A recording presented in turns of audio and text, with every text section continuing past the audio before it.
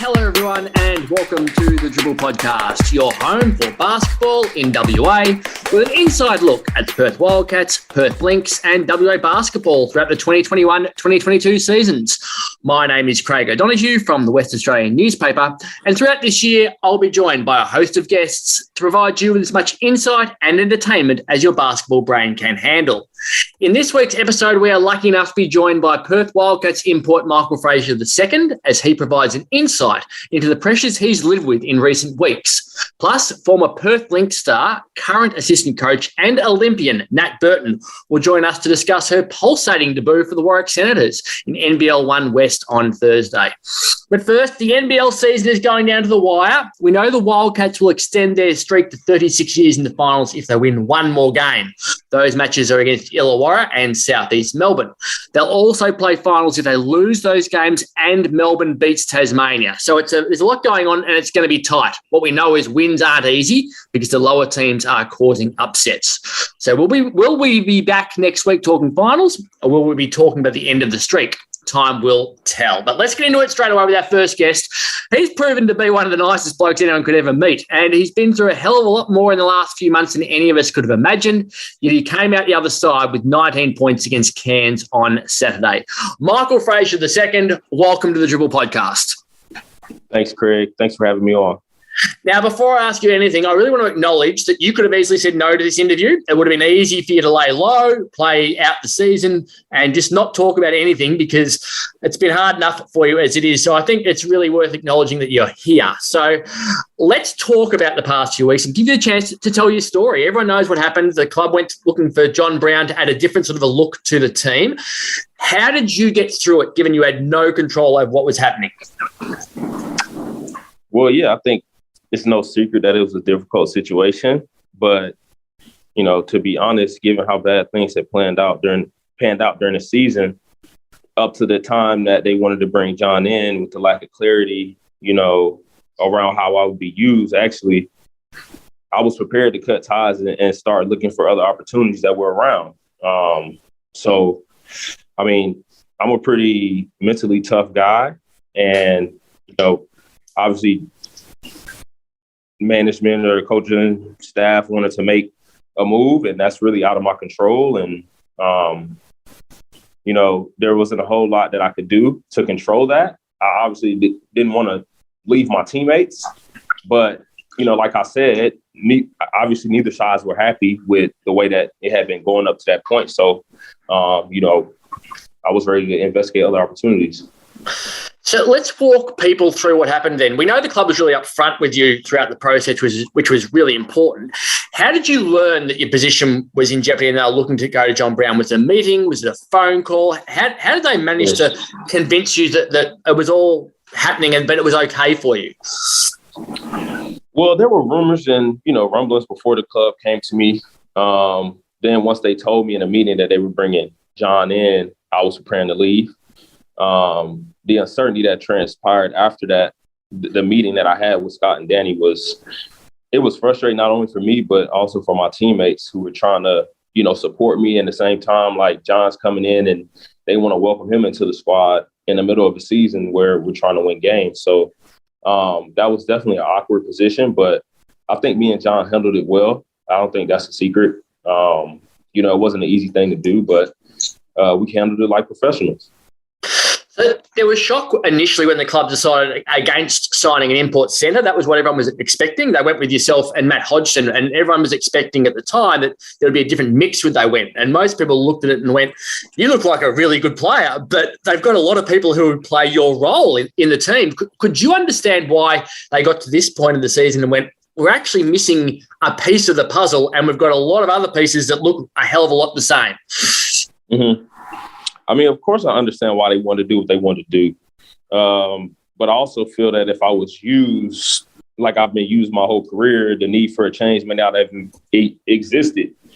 But, you know, I think things have a funny way of working their stuff out in the end. And I guess the club and I are exactly where we're meant to be. So I'm prepared mentally and physically to, you know, help the team win and be used however the team decides to use me from here.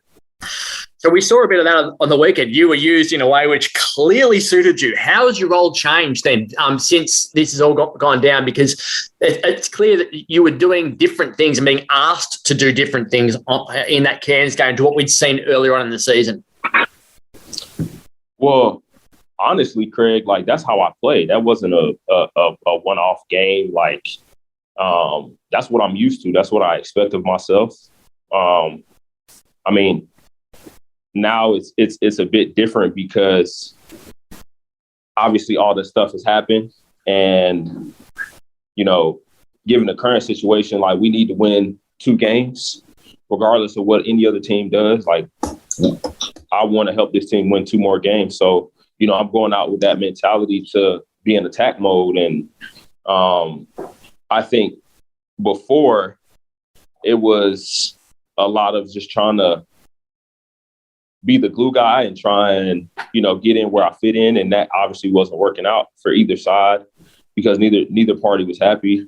But I think the way that I played last game, I think that game was brewing for a long time. But, I got the opportunity that would allow me to show people what I can do, allow me to show, the coaching staff what I can do in management. And I honestly feel like my teammates, they see it every day in training. I do that all the time in training. So, it wasn't a surprise to me. I know it wasn't a surprise to them, but maybe to like fans that haven't seen it all year, I'm pretty sure they were happy to see that. But I mean, like I said, I expect that for myself. So, I want to get better. I think I can play better. There were things that I did in the game that I made mistakes, and I can clean up those mistakes. So I'm always looking to improve and try and be better next game. So you talk about how you've played in the past, like your 3-point shooting stats as a professional across, even I suppose as a college player across the board are extraordinary. Like they say you barely miss when you look at the over years of data. Were you just waiting for opportunities to really get those shots in the rotation and find the opportunity on the floor to showcase your skills? Absolutely. I mean, it's crazy because like I said in training, like I do that all the time. Like I've been shooting the ball extremely well in training the entire year, and when the games come, the opportunities don't translate. The same opportunities that I have in practice, playing my natural position, and then going into the games and it's completely flipped, or I'm not being used as much, not getting the same opportunities, the same looks. Like it can't translate. So a lot of that stuff was out of my control, and I was, that comes with a lot of frustration in itself. But at the time, we were winning, and that's what I came here to do. I came here to help the team win. So, I was putting my needs on the back burner. But in order for this team to be the best that we can possibly be, like, I have to be the best version of myself. And I think people got to see a little snippet of that last game. So once you were told that your position was likely to go to John, like, you were in a really interesting position because a lot of athletes, and we've seen this in the NBA, they go into disruption mode straight away if they're forced to hang around somewhere where they're unhappy and things aren't working out. But you went the opposite way and tried to make it work. Like, why did you stay instead of just going, well, he's here in the country, I'm not going to hang around for 2 weeks, I'll just disappear? Like, why did you decide to try to remain part of the group in case you were required back? Well, I was prepared to leave. And, my agent was already starting to look at other opportunities for me. But I stayed largely because it's not in my DNA to quit. And, I wasn't raised that way. So I think that's mainly it. And plus, the club wasn't releasing me or they hadn't released me officially because there was still uncertainty around if they were going to be able to get the John deal done. So it wasn't like they, cut ties right then and there, because had they done that, then I would have been out. But it was like kind of that gray area. And, I really didn't want to leave my guys, like I've grown really close to this group of guys, one of the best teams that I've been on. And actually, like, me and Bryce have gotten like pretty close. So there was a emotional aspect too that I still felt that attachment. regardless of what was going on outside of that, like I'm fortunate to be on a team with a great group of guys outside of basketball. So I think that kind of helped me in the whole situation, just helping me to keep my mental good, on top of all the work I do, on myself outside of that, like, the reading and seeking advice from my peers, and just always striving to be a better human, because the man that I am outside of basketball is bigger than the game. It's bigger than who I am as a player. So I think that's really just a testament to all the self-work that I've done over my entire career, just to be a better human. And who did you turn to for help, who to talk to? Because I'd imagine you can't really turn to the coach. You can't really turn to the CEO or anyone else.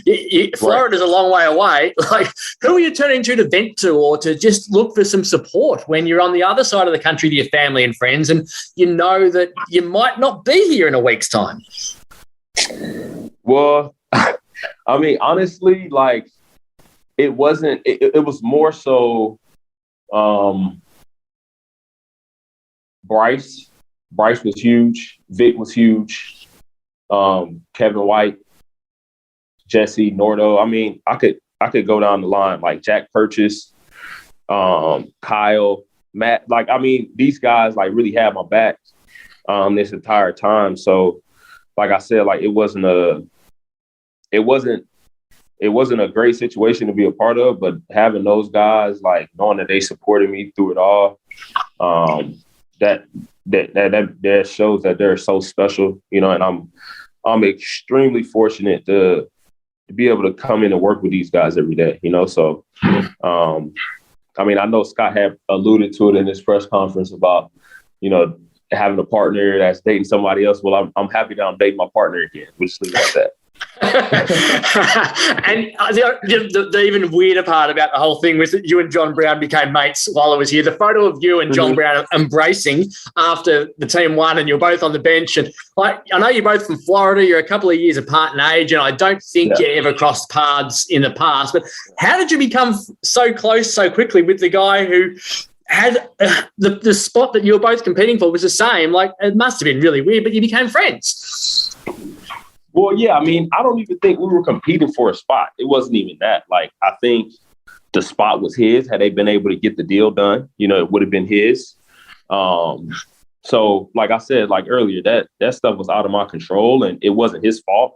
Like, he was a cool dude, and we're from the same state, and we're both far away from home. So I think that definitely helped. It was an awkward situation, but I think we made it less awkward for everyone, or maybe more awkward for some guys, because, they're like, why are they getting along so well? But I mean, I think it's just a testament of the type of men that me and John are, the way we went about the situation. So has the entire saga given you a different outlook on professional sport and how ruthless it is at the moment? I don't think it has. If the coaching staff and management feels like there needs to be a change made, then, that's up to them.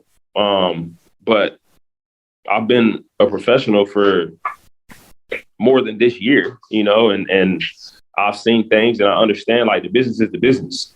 So you got to come in and do your job every day and focus on the things you can control, and the things that you can't worry about them. You certainly have seen it in the past. I was having a look at your history before we were chatting today. And if we go back to 2015, you were undrafted and then signed with the Lakers on August 25, 2015. You spent 57 days with them before you got waived. And 11 days later, you signed with their G League affiliate, the Defenders. You spent 78 days with them and then got traded to Iowa. That contract had lasted 50 days. And then you were signed by the Fort Wayne Mad Ants, which is the greatest name in the history of mankind, I reckon, the Fort Wayne Mad Ants. So from August 25, 2015 to March 11, 2016, you trained with the Lakers and played with 3 clubs. It just shows that in your industry, there's no security whatsoever, doesn't it? Yeah, I mean, that was my first kind of experience as a pro. It was my first year out of school. So that definitely got my mindset to where I think it helped get me to where it is now, to along with a lot of other things, people support me. And like I said, having peers that I can bounce things off of and seek advice from. But that I think everything is always equipping you for something greater. I always try and have that mindset. And it's no different from this situation that I've just gone through. I always try and look at the positives and see what I can gain from it, see how can I get better from it, and move on. So everyone speaks about your positive attitude, and it seems to be a real part of your career and your life. Is it a family thing? Is that something that's been instilled in you from the family always, or is it a professional thing that someone else has drawn into you? Well, I would probably say it comes a lot from, the way I was raised, like not to quit, very high on respect and discipline, work ethic. And I think all of those things have allowed me to get to where I am today and, has allowed me to experience the things that I've experienced and be on the teams that I've been a part of. And ultimately, the success that I've had has all been in large part of those things and my upbringing and, the way that you carry yourself and the way that you treat people and, how hard you work and all of those things. So, my value system as a man is bigger than who I am as a player. And that's largely in part to my family, my dad. He raised me pretty well, I would say. So, yeah, a lot of that credit just goes to him, my parents. So tell me a bit more about the family. I know you're one of many, many children. I think there's 6 of you is my memory. Your dad's Michael Frazier I, so that's where Michael Frazier II comes from. Tell me all about what your upbringing was like, family life, living back in America. Well, there's 6 of us. I'm the eldest, so I was always the role model, good and bad. If I made a mistake, my dad had to make an example out of me for the younger ones. And also, I tried to make a standard of the type of human beings that, we want to represent the Frazier family. And that's like I said, like a large part of that is due to the way my dad raised me. Like when you go through adversity, when life gets tough, like you don't quit, you keep going. Because you can't stop the sun from shining. Bryce told me that actually, but my dad always said, like, no matter what happens, like this too shall pass, and you just got to keep your head down, keep working hard. The truth that I think every man is gonna be tested at some point in his life, and when he's tested, when he goes through that adversity, that's when his real character is gonna show. So I wouldn't want a specific situation or somebody else to define the type of man that I am, regardless of what it is. Everybody has their challenges in life and, it can't rain forever and you just got to stay strong, and I think that's what I've done my entire life, really, because this ain't the first time I've been through adversity. Like I tore my quad at 23 years old, and doctors told me that I had to retire. So like I'm playing with house money if I was going to listen to them, so I go out there and I give everything that I have every single day. I work my tail off every day. And that's the reason why I can have the success that I've had. Like nobody's ever given me anything. People have always doubted me. I've always had people doubt me and, second guessing me. So this is nothing new. I'm equipped for this. This is who I am as a man. And the type of player that I am, like my resume speaks for itself. When people go look that up, it speaks for itself. Like I don't play with a chip on my shoulder. Like people were saying, oh, we want to see the chip. Like it ain't no chip. That's how I play. That's how I know how to play. It's the only way I know how to play. That's me as a player, So, I mean, I think coaches and media were talking about lack of confidence. It wasn't never that. I've come to the conclusion through working from it and really, look at myself in the mirror. I think that was more lack of certainty in my role and my minutes, and my opportunities than it was a confidence issue.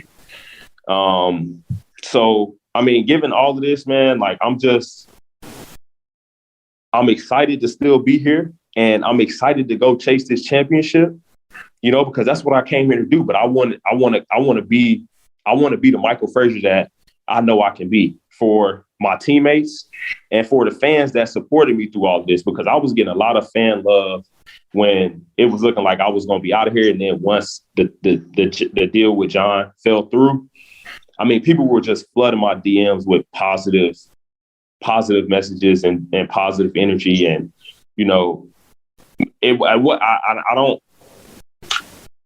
I always try and keep that stuff in perspective, but that just shows me like how much Red Army is like some of the best fans that I've ever been able to play in front of, and that's why I'm still so excited to be a part of this club, regardless of what happened. I'm very happy to be here and continue to work towards that goal that I came here with. Well, the crowd certainly showed their voice for you when you ran out before the games, the past two games. When your name was read out, the cheering was quite clear. You ended up in the crowd twice against Cairns, and you had a bounce about the way you played, I thought, which was fantastic. And this is a good time for me to mention the Dribble podcast MVP awards, which we have on this podcaster. Michael, and you were in those votes from the game against Cairns. I went 1 vote from the game against Cairns to Matt Hodgson, 2 votes to Michael, and 3 votes to Bryce Cotton for his 22 points and 10 assists. Although I think you'll find Bryce is a bit annoyed he wasn't credited with an 11th assist for a pass late in the game. And against Adelaide, it was 1 vote to Todd Blanchfield, 2 votes to Vic Law, and 3 votes to Matt Hodgson. So Bryce Cotton is now on 56 votes with an 8-point gap on Vic Law in second place. As you mentioned your record. It's been amazing when you look at your experience, like 2 G League grand finals for 1 championship. In one of those stats, in one of those games in the deciding contest, Michael had 24 points, 9 rebounds, 6 assists, 2 steals and a block. Also got on court for the Houston Rockets in the 2020 NBA Final Series against LeBron James and the Lakers. You've had a lot of success over the years. What do you put this success down to from a team perspective, your ability to fit into any sort of environment? Well, I think, for one, it's been my work ethic, my discipline, my determination, my hunger to get better as a player, my hunger to get better as a person, my respect for the game, my mental toughness. I mean, there's a lot of things that I could credit to that, but also, having the right people in my ear, having the right people supporting me in my corner, and then opportunity. Sometimes you just need opportunity, and they don't always come when you want them to. But, my dad always told me that the cream gonna rise to the top, and when your opportunity presents itself, you got to be ready. So you stay ready so you don't have to get ready. And that's what I've done this entire year. So, like I said, I'll go back to it. That game, that wasn't a surprise to me. Like, I expect that. I work, I practice like that. So, I mean, that was a long time coming. And you mentioned your injuries before. Like, that quad was horrendous, everything I've read about it. And you had a broken arm as well, which was pretty ordinary also. Like, you have had some injuries this year as well, with the hamstring and the knee, and I think it was cork was the other one. Like, you haven't had it easy with your life, have you, from an injury perspective? You've copped some pretty big ones. Yeah, absolutely. But, I think all that adversity just, if you use it the right way, it can just help you become a better person and make you stronger. Because every time that I've gone through something in my life, I always come out on the other side, a better man, a better player. And this has been no different. So, the injuries this year have been frustrating, but I also think that, trying to trust the medical staff, and, I'm not always the easiest guy to deal with when it comes to certain injuries, but there's been some miscommunication sometimes on, many restrictions and things like that. And, when I can play versus when I can't, that's definitely been frustrating, but, Dan and those guys, they're great. So, I mean, it is what it is. Are you off restrictions this week? Obviously, we don't know whether Vic Law is going to be available at this point, where it's 2:25 p.m. on Monday. We're recording this. There's no news on Vic with his ankle. Do you know if you're fully able to play this week, or are you still on some sort of restriction? Well, I hope I'm not. I'm ready to go. And tell me, how have you found WA while you've been over here? I know you and I bumped into each other at the airport when you were heading to Tasmania shortly after Christmas. And I said, what did you do for Christmas Day? And you said, I went to the beach. It was awesome. I thought it was 43 degrees. I'm not sure what you're doing at the beach, but it feels like you've settled in really, really well into this state and are enjoying the opportunity to be here.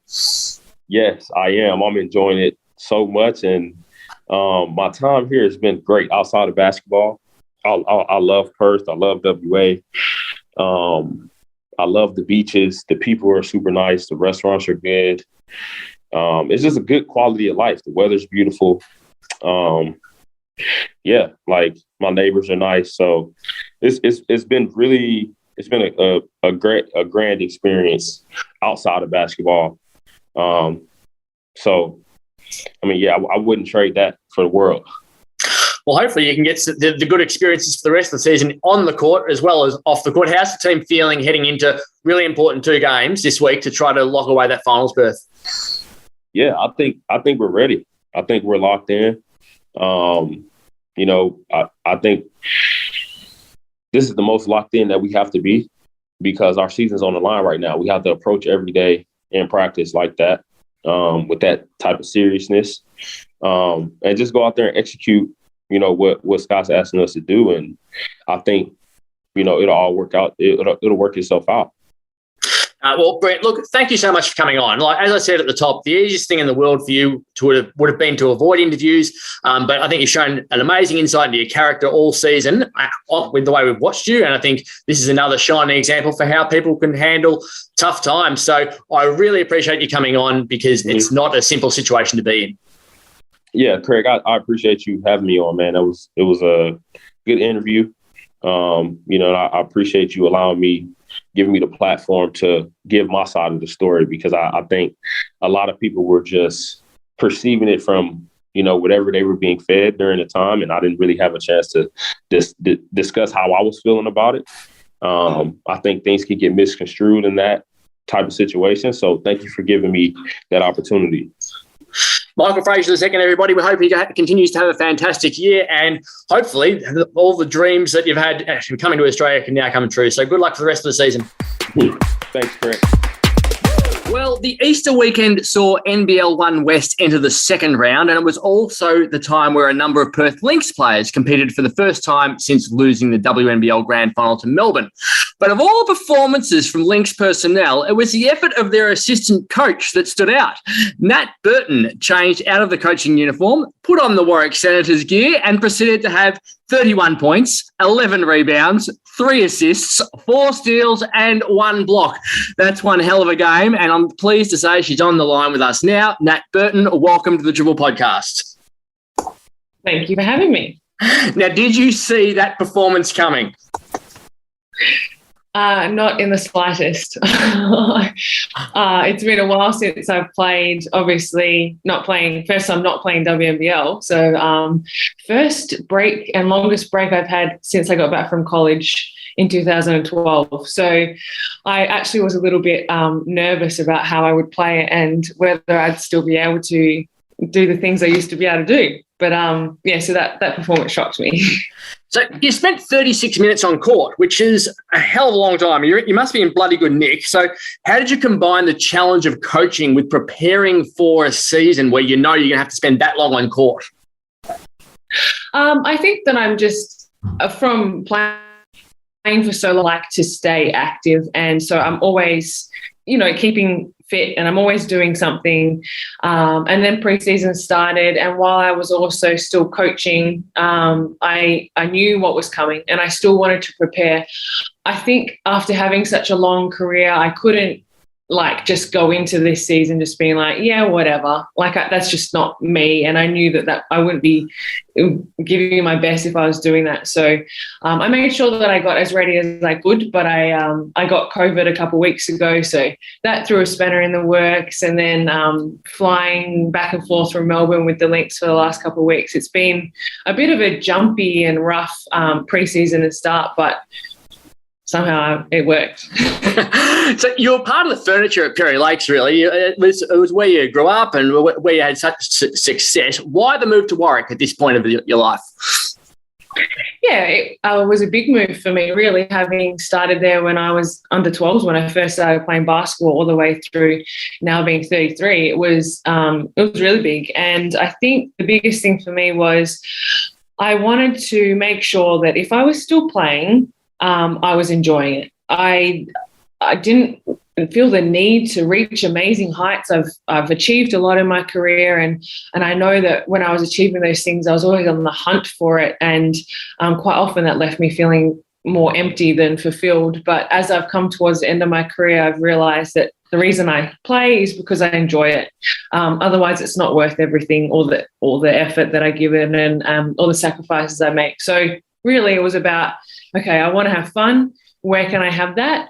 And when I realized that I was only staying at Hawks just out of, because I just didn't think that I would ever leave. Didn't allow myself to ever leave. I was like, well, that's not on. That's not fun. And in the work that I'm doing with young athletes, I want to make sure that I can tell them to go and find fun when they're playing and to hold on to that.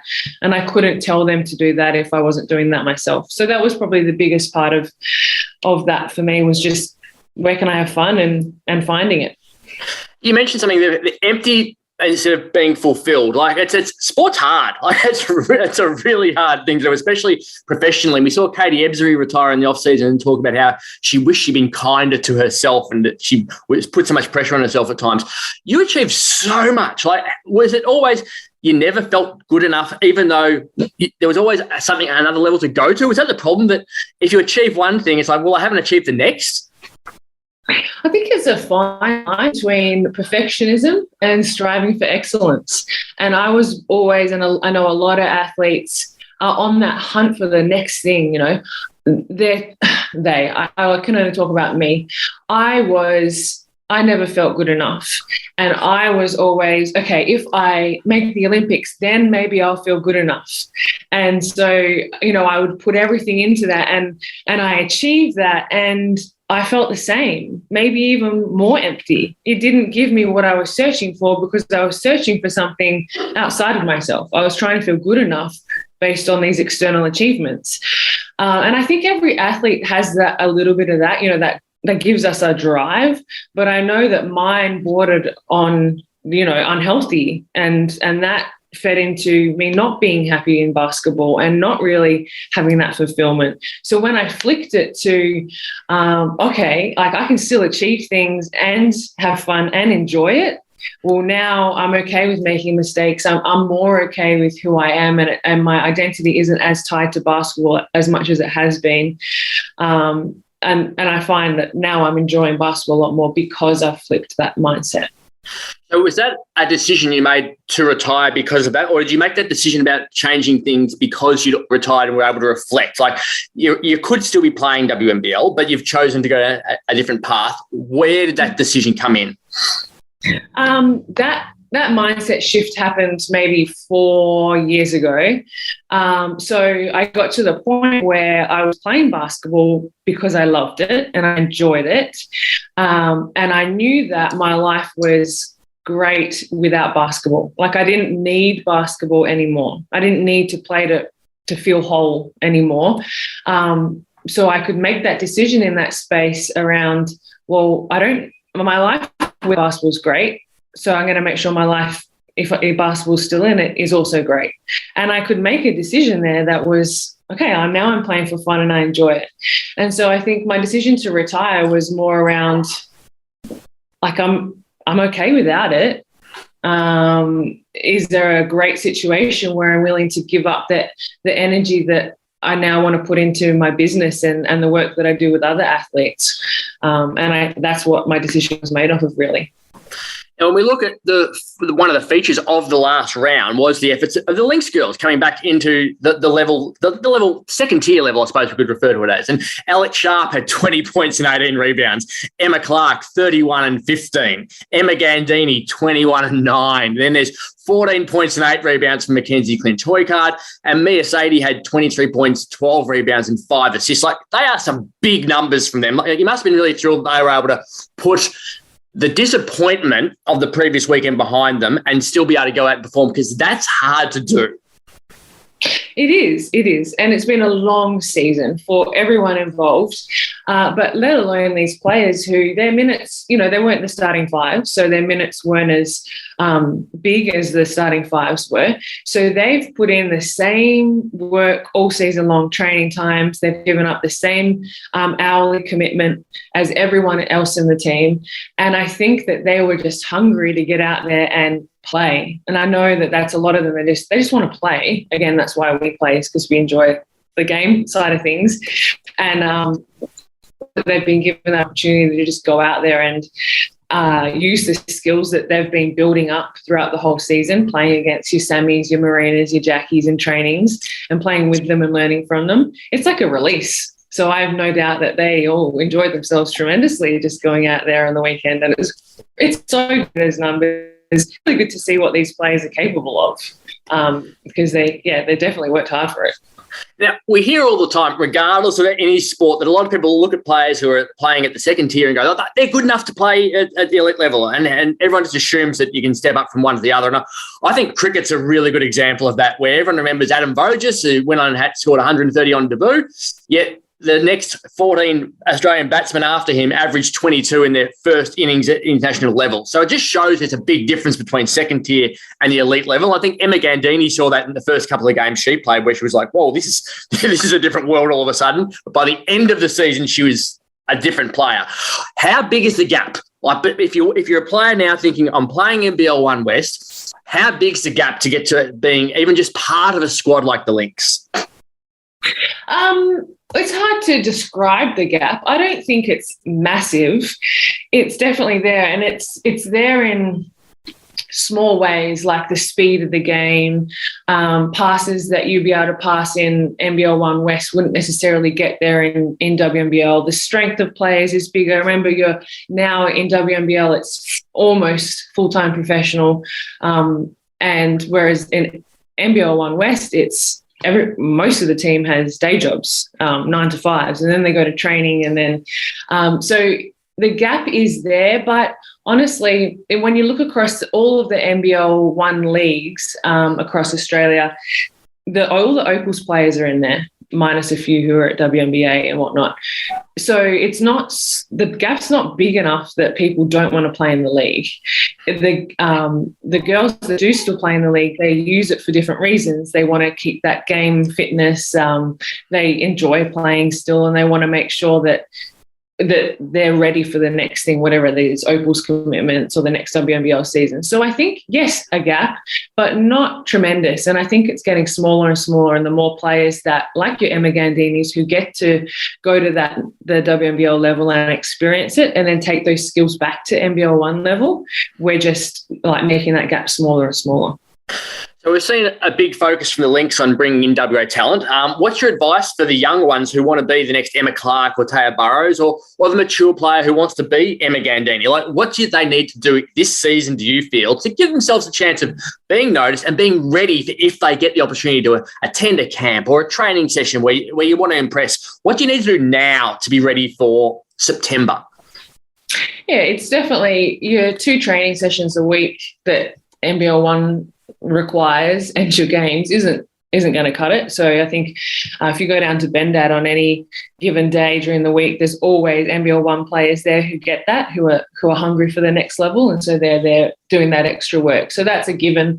But I think it's about understanding what your strengths are and what your role can be on a team. So at a WNBL tryouts, the team, the coaches, they have their starting 5. Well, they have their imports. They have their 20-point scorers per game. What they're looking for is those people that do the little things, that work their butts off, that can fill that role. And I think players need to start to understand, because I never understood. I thought best players get picked, but it's not necessarily the case. It's how can we build a team to win a championship?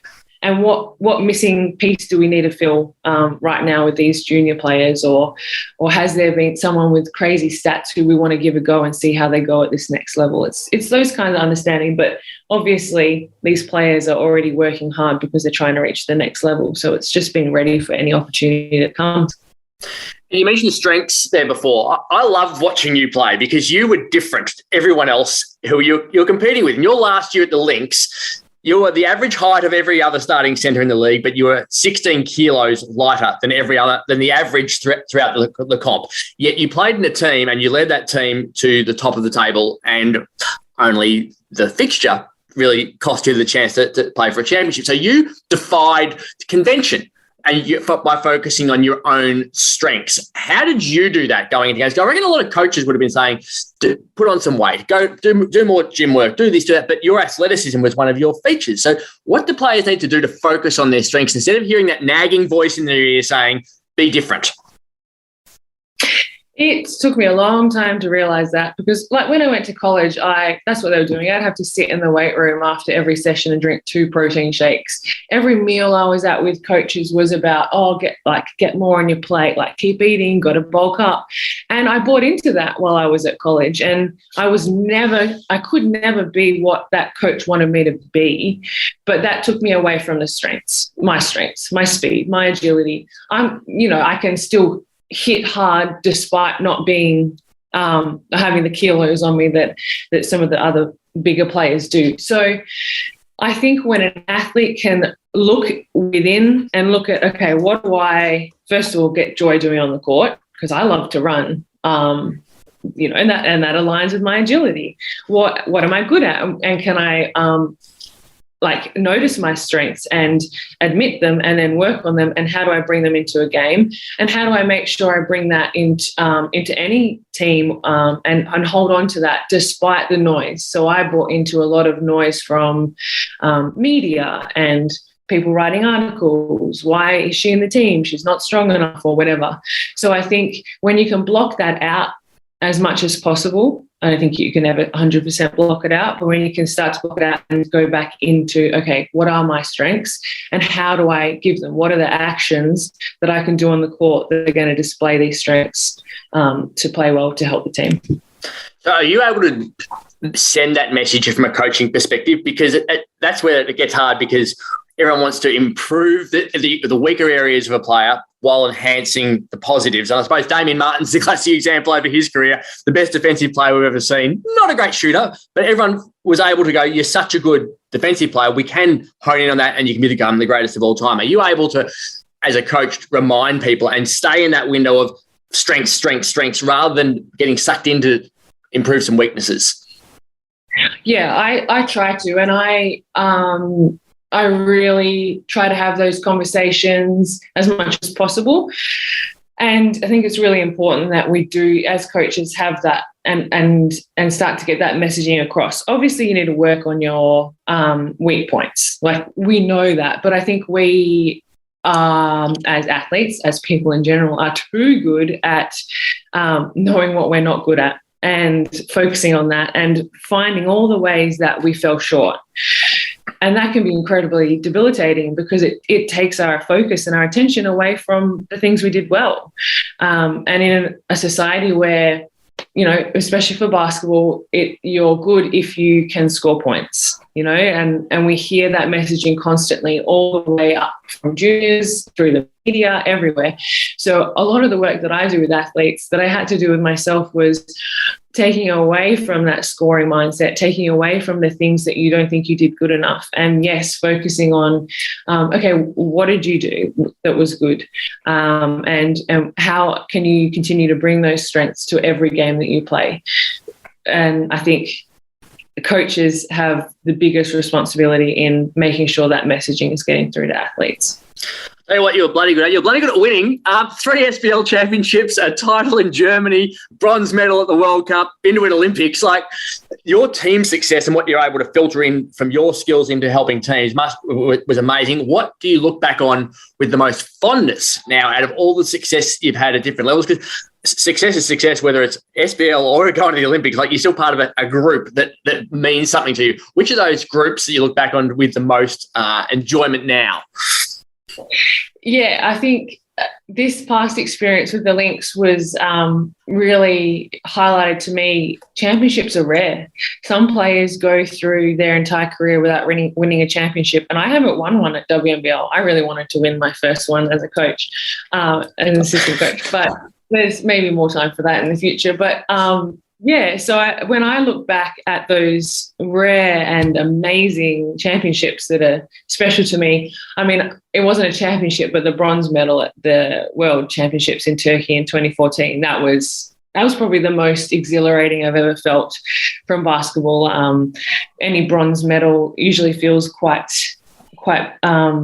beautiful because you win your last game, and we were playing against Turkey and in Turkey, so the home team, and we scored like the first 19 points of the game, and I just remember that stadium being dead quiet because they were just silenced in shock, and that was fantastic. So that's probably the biggest one that I look back on. Tell me about your life off field now. You mentioned a couple of times you work with a lot of athletes and you're helping with a lot of people. What's your job?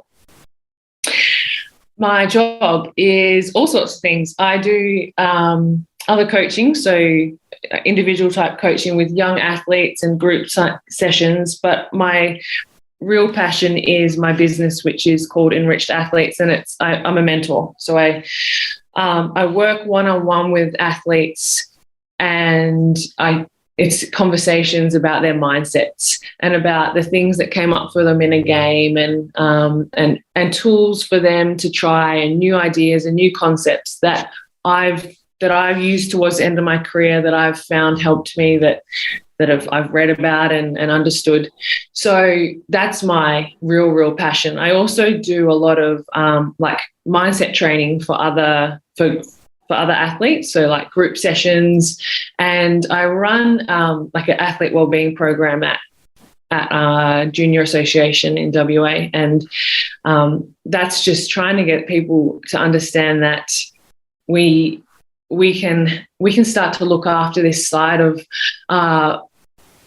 athletes that we've been forgetting, and that I certainly didn't have. The mindset, the mental health, the work-life sport balance, all of that well-being type stuff that we just forget about when we focus so much on our performance on the court, but is also a massive part of that influences our performance on the court and influences every other area of our life. So that was a lot. I can't really say that I have one type of job, but it keeps me busy, and I love it. I really think that my whole career, yes, I achieved these amazing things, but I definitely feel like, and I'm using that now, it was all setting me up to be able to help other athletes who are going through the same thing and walking the same pathways. You only have to look at Marina Mabry, I suppose, who missed that free throw in game 2 and then came out and had to recover in 3 days from a mindset perspective to get back on court, refocus and play. There's examples right in front of people of the elite level who have had the lowest of lows and then have to get back to try to achieve the highest of highs, isn't it? It's not easy. Yeah, sport can be really hard. And at the end of the day, people say it's just a game, and it is a game. But in the moment on the court, in front of everyone, when you're exposed, it feels like life or death. And so there's a lot of slippery slopes in sport, a lot of areas that we have to be careful of, that we can fall into the traps if we're not looking after our mindsets and our mental health. So I know that Marina works with a performance mindset coach herself. So the top athletes are understanding that this is a side of us as humans that we need to look after, that can help our performance on the court, yes, but can also just help us in all general life. Because coming back to, yes, sport, basketball is a game, sport is just sport, but it is bigger. And it reaches a heck of a lot more than what we think it does. So that it makes sense that we have to look after our mindsets and ourselves as we're dealing with it and living it. And of course, right now the focus for you is on playing as opposed to all the other stuff. It is an Easter weekend where we're talking, so you have hopefully been able to enjoy life rather than being working the entire time. And if you want to watch an Australian Olympian in action, head down to Warwick Stadium on Friday night. It's Nat Burton's Warwick Senators up against the Eastern Suns. Tip-off is at 6:30 p.m. anyone who plays sport at any level knows that game 2 is harder than game 1. How's the body feeling a couple of days out right now from the last game? Do you feel human again, or are you still walking around going, I played some sport the other day? I feel human. I feel good. We've got a couple of training sessions this week before the next one. So, yeah, it'll be good to keep on rolling with the season. I've been enjoying it so far. Well, good luck. Hopefully things keep going really well for you, because you've been an absolute star and a great role model for everyone in WA basketball. So thank you for joining us on the Dribble podcast. Thank you very much. Well, that's it for the Dribble podcast this week. Remember, keep logging on to thewest.com.au for all of your basketball news and pick up your copy of the West Australian. Thanks to Samantha Rogers for her production work. Thank you to Michael Frazier II and Nat Burton for their time. We'll be back next week with another episode of the Dribble podcast.